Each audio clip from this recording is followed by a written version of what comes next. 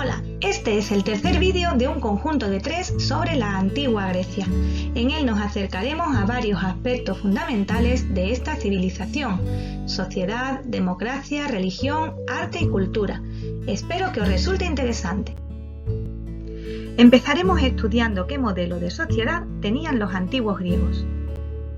En cada polis la sociedad se dividía básicamente en dos grupos: ciudadanos y no ciudadanos.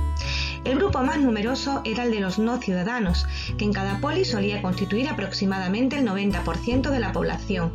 Los ciudadanos, por lo tanto, eran una pequeña minoría. Los ciudadanos eran exclusivamente los hombres libres cuyo padre y madre hubieran nacido en la polis. Era un grupo constituido por aristócratas, comerciantes y campesinos, con mayor o menor riqueza, pero siempre capaces de pagar impuestos.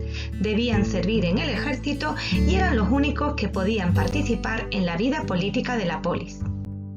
Dentro del grupo de los no ciudadanos encontramos a las mujeres libres. Libres porque no eran esclavas, pero estaban sometidas siempre a un hombre, primero su padre y luego su marido. Las mujeres en Grecia no tenían ningún tipo de derecho, no podían votar, ni heredar, ni tener propiedades, y solo podían dedicarse a las tareas domésticas. Tampoco eran considerados ciudadanos los extranjeros, que solían dedicarse a la artesanía y al comercio, llegando algunos a tener grandes fortunas. Los extranjeros pagaban impuestos y podían servir en el ejército, pero no podían participar en la vida política de la polis. Por último, entre los no ciudadanos encontramos a los esclavos, un grupo muy numeroso que no tenía absolutamente ningún derecho y que eran considerados mercancía, propiedad de los hombres libres o del Estado. Había muchas formas de llegar a la esclavitud: por deudas, por ser prisionero de guerra, por tener padre y madre esclavos, etc. Son famosas las diferencias entre las formas de vida de Atenas y de Esparta. Veamos las más importantes. En Atenas se prefería tener un niño que una niña, porque pensaban que podía contribuir mejor a la economía familiar. En Esparta no se relegaba tanto a las niñas, pero según el historiador Plutarco, si algún bebé nacía débil, no le dejaban vivir. Mientras que en Atenas la mayor parte de los hombres eran campesinos, en Esparta todos eran soldados. El trabajo del campo se dejaba a los esclavos. Tanto en Atenas como en Esparta los niños varones iban a la escuela desde los 7 años y se les enseñaba a leer y a escribir, matemáticas, música y educación física, pero los niños espartanos eran sobre todo educados para ser soldados. A las niñas atenienses y espartanas no se les dejaba ir a la escuela y por eso solo algunas aprendían a leer y a escribir. Pero mientras que en Atenas las mujeres estaban totalmente relegadas al cuidado del hogar, en Esparta estaban más valoradas, por ser ellas quienes daban la vida a los soldados, y por eso practicaban ejercicio y debían estar fuertes y sanas. Veamos ahora uno de los elementos más importantes de la civilización griega: la democracia. La palabra democracia viene de la unión de dos palabras del griego antiguo: demos, que podemos traducir como pueblo, y kratos, que significa poder o gobierno.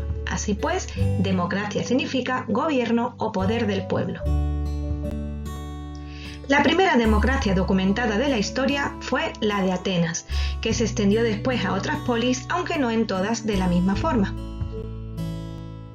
Veamos cómo funcionaba la democracia ateniense y cuáles eran sus principales instituciones. La democracia ateniense era una democracia directa, es decir, los ciudadanos no elegían a sus representantes, sino que participaban ellos directamente en la toma de decisiones.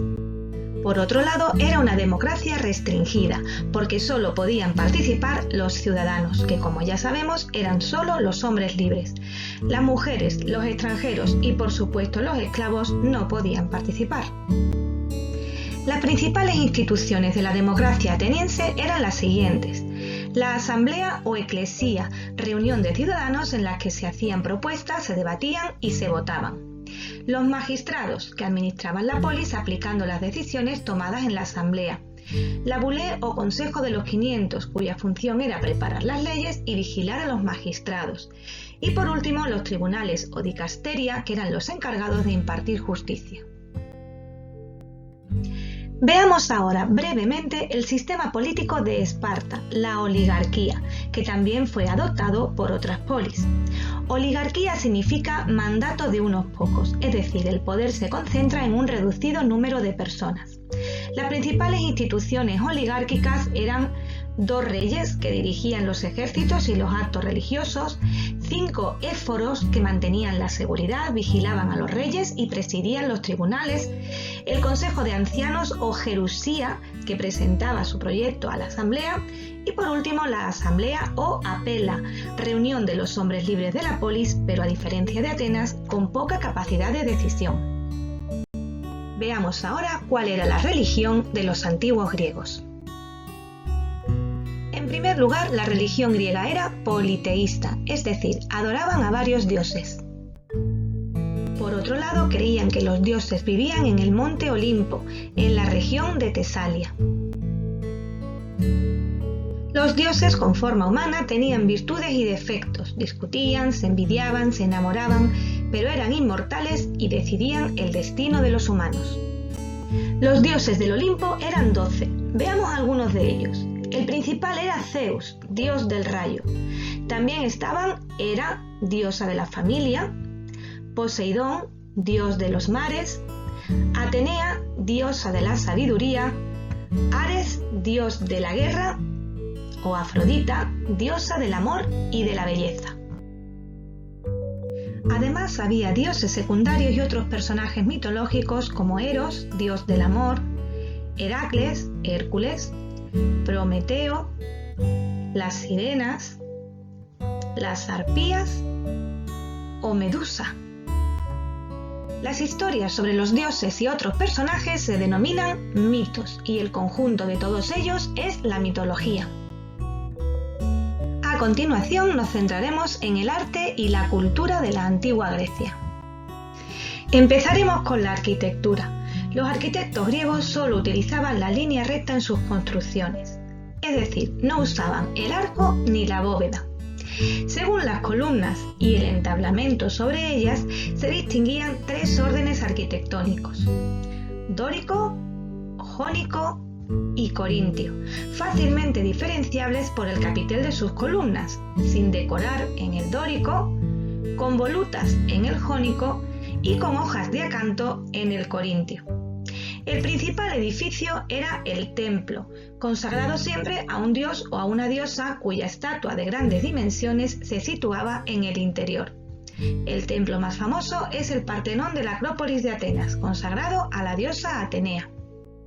En cuanto a la escultura, tiene al ser humano como protagonista y se divide en 3 etapas. Arcaica, con gran influencia del arte egipcio, las figuras son rígidas y poco naturales. Clásica, con la búsqueda de la belleza y las proporciones ideales. Aquí encontramos a grandes escultores como Fidias, Mirón o Praxíteles. Helenística, con la representación de los cuerpos en movimiento y con mucha expresividad. En relación a la pintura, prácticamente solo se conservan las que se hacían sobre cerámica, destacando 2 tipos, la de figuras negras y la de figuras rojas. El teatro tenía mucha importancia en la vida de los griegos, ya fuera en forma de comedia o de tragedia. Los actores se ponían máscaras para reflejar los sentimientos de los personajes y para que la voz sonara más fuerte. Entre los grandes autores de teatro destacaron Sófocles, Esquilo, Eurípides y Aristófanes. La filosofía nació en Grecia. Para los pensadores griegos, la mitología no era suficiente para explicar el mundo y por eso no paraban de preguntarse por el origen y la razón de ser de todas las cosas. Hubo muchos filósofos importantes, pero entre todos ellos destacaron 3: Sócrates, Platón y Aristóteles. Por último, la ciencia también tuvo un gran desarrollo en la antigua Grecia. Entre los grandes científicos griegos destacaron los matemáticos Pitágoras, Hipatia y Euclides, el físico Arquímedes, los médicos Hipócrates y Galeno o el astrónomo Aristarco. Y hasta aquí este último vídeo sobre la antigua Grecia. Si no has visto los otros 2, te recomiendo que no te los pierdas. ¡Adiós!